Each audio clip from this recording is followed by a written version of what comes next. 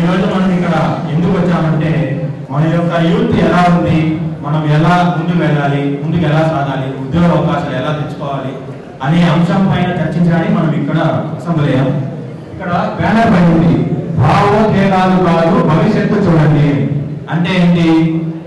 ఇప్పుడు రాజకీయాల్లో మనం ఇప్పుడు ఓటాకు వచ్చింది, అందరూ 18 ఏళ్ళ పైనే ఉన్నారు.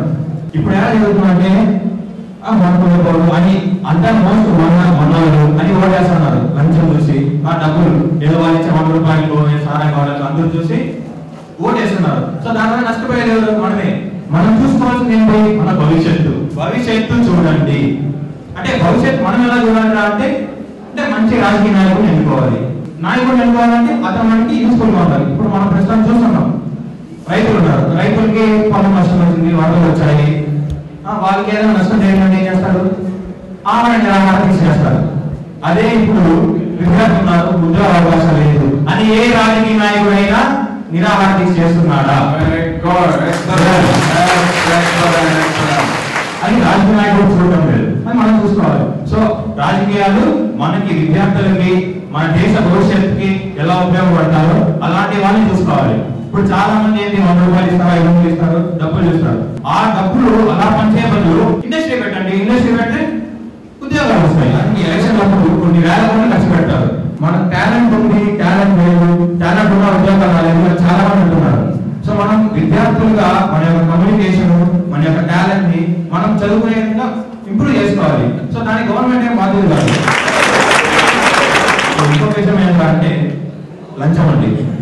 ఇప్పుడు ఏదైనా మనం చేయాలంటే లంచం, చిన్న సర్టిఫికేట్ కావాలంటే లంచం, ఇన్కమ్ సర్టిఫికేట్ అంటే లంచం, అన్నిటికీ లంచం. సో ప్రతి ఒక్క దానికి లంచం లంచం లంచం. సో మన దేశం అంతా లంచం లేని ఎటువంటి చిన్న పనిగా జరగదు. సో ఇండియాకి 1947 ముందు ఇండిపెండెన్స్ రాకుండా ఏం చేశారు? వాళ్ళు ఏమైనా రాజకీయాల్లో వచ్చారా? లేదు కదా. యూనిటీగా ఫైట్ చేశారు. యూనిటీగా మనము గవర్నమెంట్ వ్యతిరేకంగా పోరాడాలి. మనం ఏం వెళ్ళి గవర్నమెంట్ లో చేయాలి అనేది లేదు.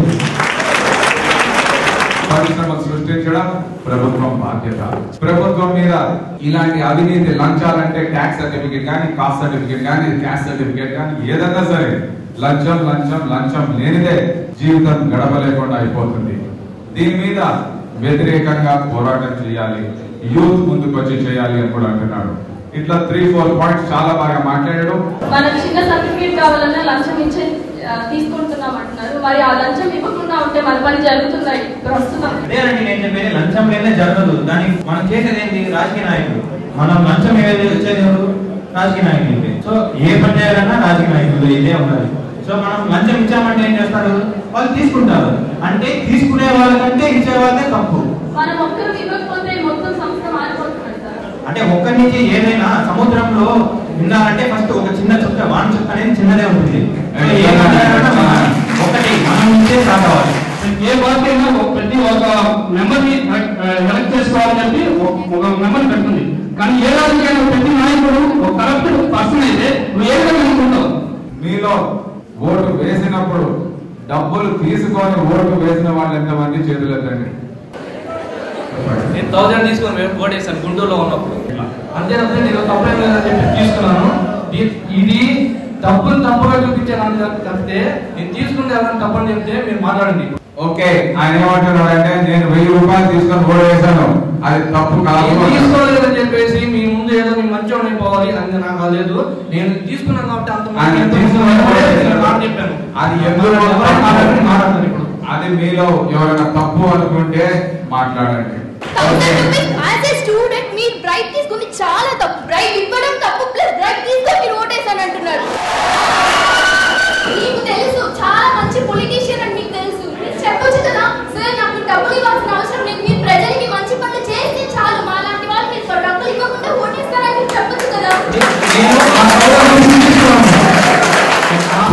ధైర్యం చేసి స్టేజ్ మీద వచ్చి మాట్లాడేసి సీనియర్ సర్టిఫికేట్ ఇస్తున్నాను. వీడు దొంగ, వీడు మంచోడు, వీడు అవినీతి పరుడు, వీడు ఉద్యోగాలు చూస్తాడు, వీడు సమాజానికి చెడు చేస్తాడు, వీడు సమాజానికి మంచి చేస్తాడు.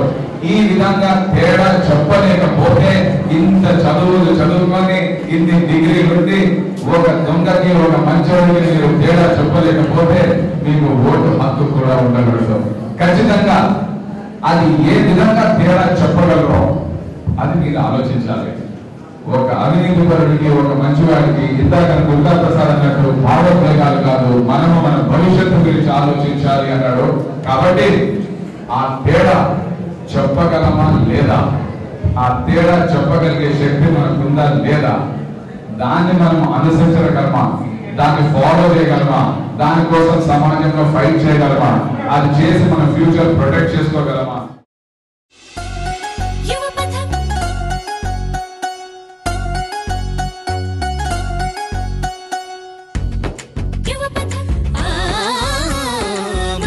సంబంధాలు మంట కలిసిపోతుంటే కళ్ళు మూసుకుంటున్న యువతి యువకుల్లారా, మనమే ఆ మానవులం, మనదంతా మనిషి కులం. మానవ సంబంధాలే మన గడపు బలం అన్నాడు కవిచలం.